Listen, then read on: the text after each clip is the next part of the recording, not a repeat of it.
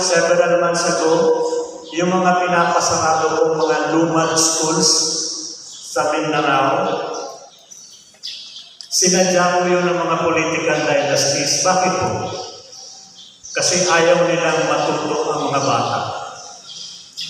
Pagdating kasi ng panahon, baka yan yung tumuangkras na nila. Sinasabi lang po nila, mga eskwelahan na ng NPA o komunista. Pinapanatili po nilang mangmang ang mga taong nasasakupan nila upang manatili sila sa poder. Malaki pong kahibangan. Ano po?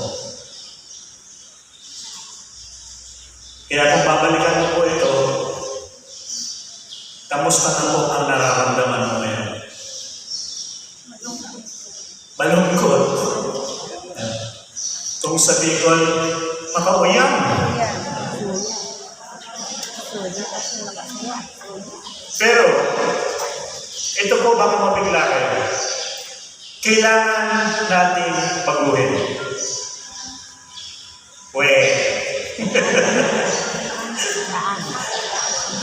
Brad, mahirap baguhin. Politika yan eh. Sila yung may kapangyarihan. Yun yung papasok sa isip natin. Hindi natin yan kaya. Hindi natin yan kaya.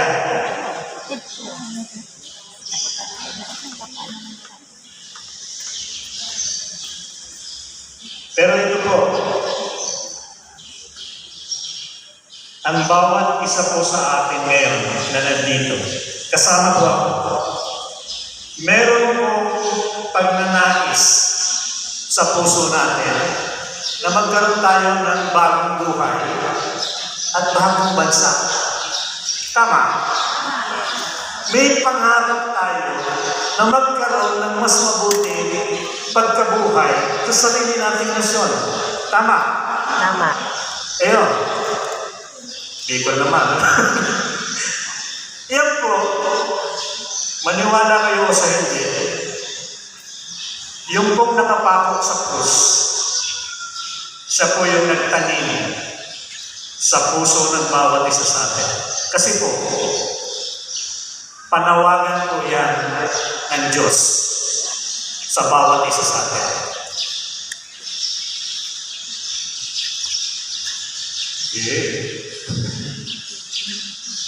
Ako po naniniwala dyan.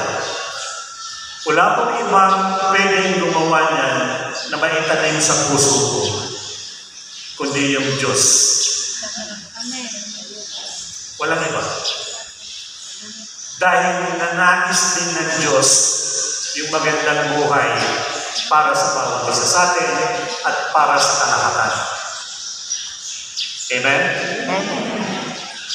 Kaya po, ang malaking hamon na gusto namin may ipaabot sa inyo at hamon ay hinaharap ko at hinaharap ng yung mga kasama ko dito magkaroon ng pagbabago. Maski sabihin natin na politika yan, Brad. Wala tayong pera, wala tayong koneksyon, hindi natin yan kaya. Pero, brothers and sisters, yung pong itinanim ng Diyos sa puso ng bawat isa sa atin, makikita niyo po yan sa ating konstitusyon. Ano yung konstitusyon? Ang konstitusyon po, yan po ang fundamental na batas sa buong Pilipinas. At meron po yung tinatawag na preamble. Yan pong preamble, dyan po nakasaad kung ano yung mga kadahilanan kung bakit natin ginawa yung Constitution. Opo. Kung babasahin ko po, iyan yun. Nakakapagod naman basahin ng Brad. Ganito po ang presentation ko sa inyo. Ako na po ang babasa para sa ating lahat na po. We, the sovereign Filipino people, pag sinabi mo pong sovereign, dalawa pong kataga ang nasa isip ko ngayon. Pag sinabing sovereign people, ibig sabihin, makapangyarihan. Ulitin ko nga, makapangyarihan. At may kapangyarihan. Dalawa po. Makapangyarihan at may kapangyarihan. Pero, ang sunod pong mga kataga na nababasa nyo, imploring the aid of the Almighty God. Kahit na po makapangyarihan at may kapangyarihan tayo, doon pa rin tayo bumabalik sa Kanya upang humingi ng tulong. Malinaw po yun, ha? Makapangyarihan ang sovereign Filipino people at may kapangyarihan siya. Pero, humihingi pa rin siya ng tulong sa Diyos. Para ano? Ang sabi, in order to, una, magkaroon tayo ng just and humane society. Yung sinasabi natin kung pangarap natin o ninanais natin na mabuting buhay. Just and humane society. Humane, makatao. Just, may hustisya. Ano pa po ang hinihingi natin ng tulong? Para magkaroon tayo ng pamahalaan ng gobyerno. Na ano? Anong klaseng gobyerno?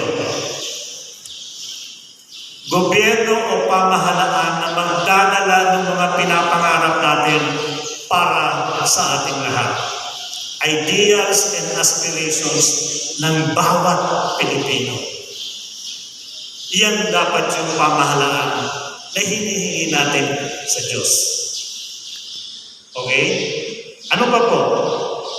Pamahalaan na nagpo-promote ng common good. Bako lang, hindi lang yung good ng political dynasty o political family, kundi yung kabutihan ng lahat.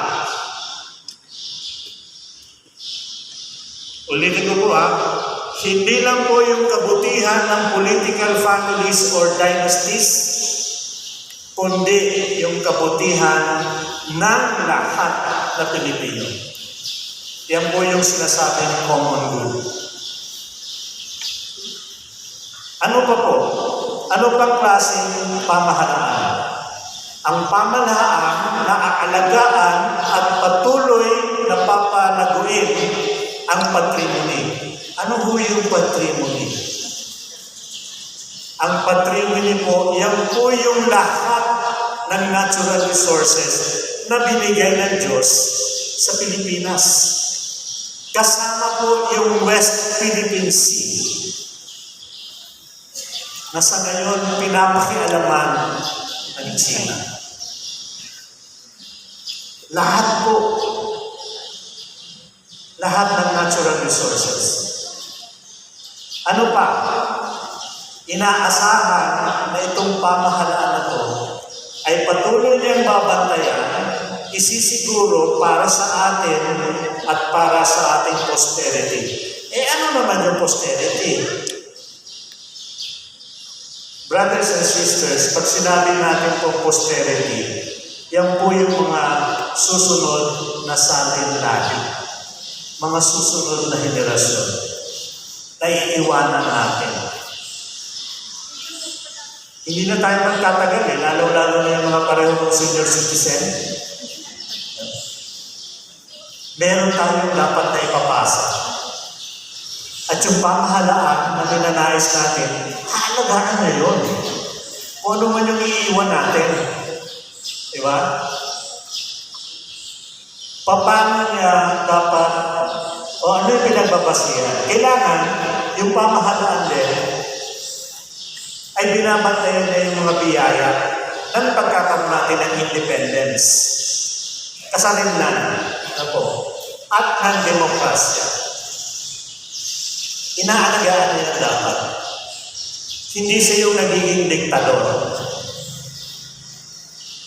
Ang pag-aalaga niya ng independence at demokrasya natin ay sa pamamagitan ng pagsunod sa batas.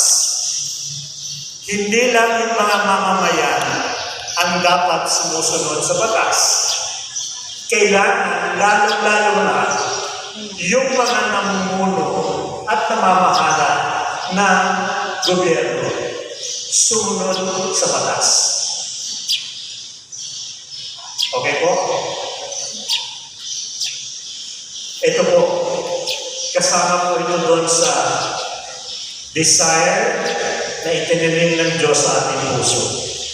Kinakailangan, meron tayong rehimen. Anong klaseng rehimen? Anong klaseng pamahalaan na nababase sa katotohanan? Truth. Kasama po ang justice, justisya. Kasama po ang freedom, kalayaan. Kasama po ang love, pag-ibig, kung sa Bicol, pagkakaroon. Kasama po ang pagkakapantay-pantay, equality. At peace. Katahimikan, kapanatagan ng loob. Tapos, saka natin sinabi, we do hereby ordain and promulgate the Constitution. Kaya po, nung sinabi ko na ang desire na yun ay tinalim ng Diyos sa bawat isa sa atin, hindi po yun panloloko. Nakasaad po yun sa preamble ng Constitution natin. Meron pong ebidensya na totoo yun. Hindi naman po yun may susulat kung hindi in-inspire ng Panginoon yung mga nag-promulgate ng Constitution. Amen? Amen. Kaya, babalikan ko yung tanong. Kaya mo ba sumali sa pagbabago politikal sa ating nasyon? Kaya-kaya ano? Kailangan po na malaman natin ano ang tunay na kahulugan ng politika. Ready na po kayo? Ang politika po galing sa Greek word na polis. Wala pa po si Kristo, hindi pa siya pinapanganak. Buhay na po sila Aristotle, sila Socrates, etc. Yung mga Greek wise men na sinasabi. At doon pa lang sa panahon nila, andun na yung salita ng polis. Ano pong gusto sabihin? Mahusay, sa Bicol, marahay na banwaan. Banwaan, bansa, bayan. Maganda, sabihin na natin, mayaman, maaruga, na pamumuhay sa loob ng isang bayan. Yan po ang polis. Diyan po sa salitang polis, hinugot itong mga susunod na salita. Diyan po yung galing yung politika o yung politics. Ano pong gustong sabihin o kahulugan ng politika? Pag-aaral po ito at pag-i-experience ng pagiging mabuting mamamayan. Ulitin ko po ha. Pag-aaral at pag-experience ng pagiging mabuting mamamayan. Wala pong sinasabing political dynasty. Ano po? Ang kahulugan po, tunay na kahulugan, naka-address po sa bawat isa sa atin. Pagiging mabuting mamamayan. Dito rin po galing sa polis ang salitang politiko. Magugulat po kayo kung ano gustong sabihin o kahulugan ng politiko. Basahin ko na po. Sa Tagalog, mabuting mamamayan. Yung pong sinasabi natin mga politiko, mabuti ba silang mamamayan? Piling-piling si ate. Pag sinabi kong politiko, ang tunay na kahulugan niya na kung ako, ikaw, naniniwala at naisasabuhay natin na tayo'y mabuting mamamayan, politiko tayo. Kaya lang po, simula po nung maliliit pa tayo, nadidinig natin sa mga nakakatanda sa atin ng araw, politiko, may dapat tao yan. Politiko, masamang tao yan. Mapagsamantala yan. Mangungurakot lang yan. Siguro po kailangan baguhin na natin. Pag sinabing politiko, kung ako naniniwala sa sarili ko na mabuti ako mamamayan, politiko ako. At sana may isabi nyo rin yan sa inyo sa Biblia. Mabuting mamamayan ang kahulugan ng politiko. Kala kong politiko. Dito rin po nanggaling sa polis ang salitang polisiya. Ito po yung pinagbabasihan ng batas upang matulungan tayo mapanatili ang sarili natin bilang mabuting mamamayan. Okay po? At siyempre, andyan po yung word na police. Sila po yung nagpapasunod para tayong matulungan na maging mabuting mamamayan. Politiko po ang gusto o ang kahulugan, tunay at malalim na kahulugan ng salitang politiko, mabuting mamamayan. Sabi po ni Pope Leo XIII, ito po nababasa na ito sa mga patio ng simbahan, mabuting Katoliko ay mabuting mamamayan. A good Catholic is a good citizen. Okay? Sabi po ni Pope Francis, kailangan, if you are a good Catholic Christian, medal. Alam niyo ba yung medal? Yung picture na nakikita ko, yung medal, yung talagang kinakamay mo yung involvement mo sa politika na nangyayari sa bansa. Hindi ka lang nakaupo o nakatindig at nanonood ka lang. Ang dahilan kung ba't sinasabi ni Pope Francis na kailangan ang good Catholic medals in politics para yung nag-govern, mag-govern ng mahusay. At sabi niya, ito po, isa po itong hinahawakan natin power. Ang sabi ni Pope Francis, ang pinaka-best na pwede natin magamit sa pag-medal sa politics, prayer. Pinakamalakas po yan na gamit na tool. Ipagdasal ang mga namamahala. Ipagdasal ang pagpili ng kandidato o bobotohan. Ipagdasal ang naibobotong kandidato para mamuno sa ating bansa. Available po ang prayer. Hindi mo kailangan ng SIM card. Kahit nasa labas ka ng simbahan, andun yung prayer. At sinisiguro ng Panginoon, andyan siya pagtawag natin. Yan po, isa sa mga power na nasa sovereign Filipino people. Ang prayer. Kung ako po tatanungin nyo,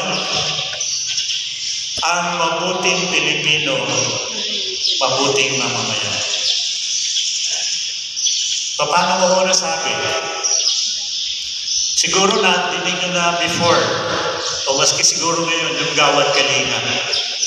Alam po, yung pinaka namumuno ng araw ng Gawad Kalinga, pag galing siya sa abroad, sa USA, Canada, Australia, ang mga nakakausap niya po, mga Pilipino.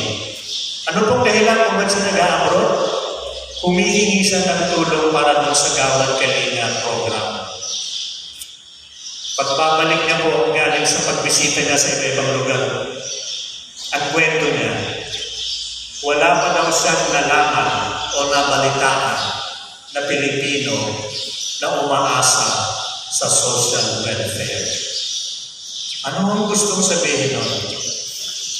Ang Pilipino, pag naging mamamayan ng Estados Unidos, ng Canada, ng Australia, mabuting mamamayan.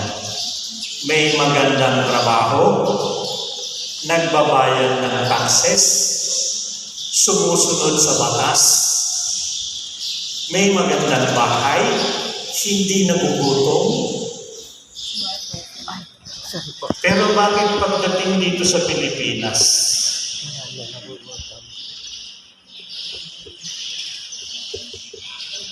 hirap na hirap?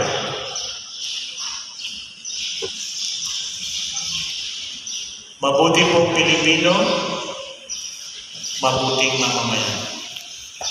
Ano po? Ang politika ho, isang gamit na ginagamit ng Diyos upang ma-establish niya ang kanyang kingdom dito sa ating mundo. Ibig sabihin ho, yung politika o yung politics, regalo ng Panginoon sa atin. Bigay ng Panginoon upang magamit natin para magkaroon tayo ng mabuting buhay. Hindi lang para sa konting tao, kundi mabuting buhay para sa lahat.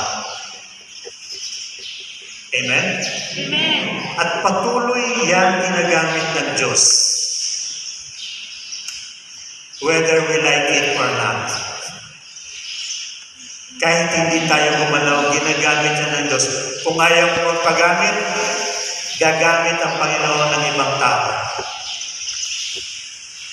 Hindi siya nauubusan ng pamamaraan.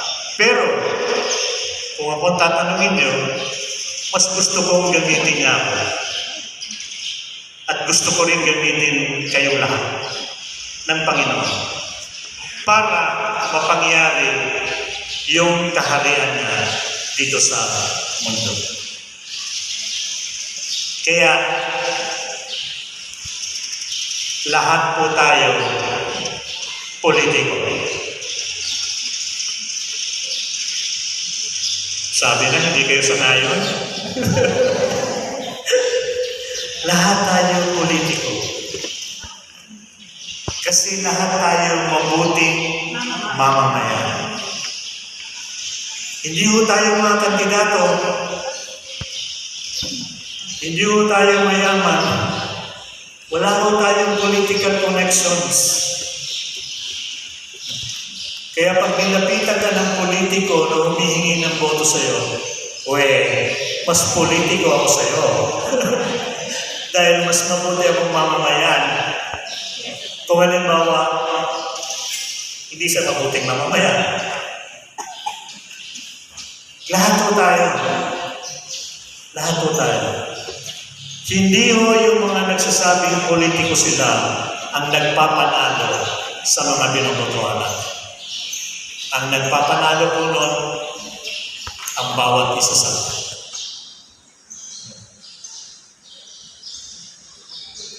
Para dagdag na ebidensya po ng mga natinig nyo. Sa Constitution ulit, Article 2. Ito po yung tinatawag na Declaration of Policies and Declaration of Principles and State Policies. Ito po yung mga prinsipyo na dapat pinagbabasihan ng Congress sa paggawa ng batas. At ito rin po yung mga prinsipyo at state policies na nagigiya sa pagpapatupad ng mga batas na naigawa. Okay po. Section 1 po, mabasahin ko sa inyo. The Philippines is a democratic and republican state. Pakinggan niyo po itong last sentence. Ano po? Sovereignty resides in the people and all government authority emanates from them. Yung pong otoridad, poder, at kung ano pa mang kapangyarihan na ini-enjoy ng mga nakaupo sa posisyon, hindi ho kanila yun. Sa atin yun. Ipinahiram lang natin nung botohan natin sila. Alam nyo, teenager pa lang ako, a long time ago. Matanda na ako. Sabi, umatend kami ng fiesta sa Sangay. Taga doon yung father ko. Inuman, kasama ko yung mga pinsa ko, mga teenager, malalakas uminom. May kaharap kami yung mga medyo may edad na. At yung isang lalaki, sabi niya, dapat, sabi niya, pasalamatan natin si ganito, si ganyan, na nakaupo sa posisyon. Dahil pinagawa niya yung covered courts. Hindi ako nakatiis. Alam nyo, nagsalita ako, sabi ko, sandali lang ho, bakit ko papasalamatan niya? Hindi ba parte yun ng trabaho niya? Hindi ba parte ng trabaho na nakaupo sa posisyon na paggawa ng eskwelahan ng barangay? Hindi ba parte ng trabaho ng mga nakaupo sa posisyon na ipaayos ang kalsada? Natulungan yung mga mamamayan na maimu ang kanilang mga produkto, etc. Bakit ko sila papasalamatan? In the first place, sa akin po ito ha, in the first place, kaya ka nakaupo na sa posisyon na yan. Kasi, pinayagan kitang umupo. Binoto kita. Maliho yung kaisipan. Lalong-lalo na ng pandemic, nakapila ka. Ilang araw ka nang pumipila para mag-eleksyonan. Dadating si mayor o si vice mayor o maski si barangay kapitan. Sisingit sa linya. Tama mo ba yun? Mali. Kailangan bumila sila, di ba? Kasi, yung pinanggalingan ng power of authority nila, tayo yun. Tayo yung mga politiko. Tayo yung mga mabubuting mamamayan. Kaya kailangan po, palitan na natin yung ganong klaseng mindset sa sarili natin. So, huwag niyo pong kalimutan, all government authority emanates from them. Sa atin po galing yun.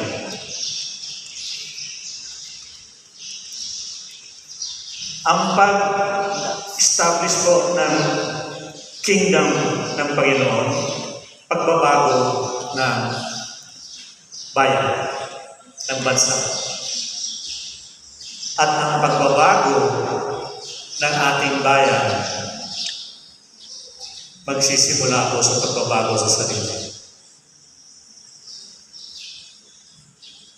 Siguro po, pag-isipan natin mabuti, wag na po natin ipagbibili ang ating boto.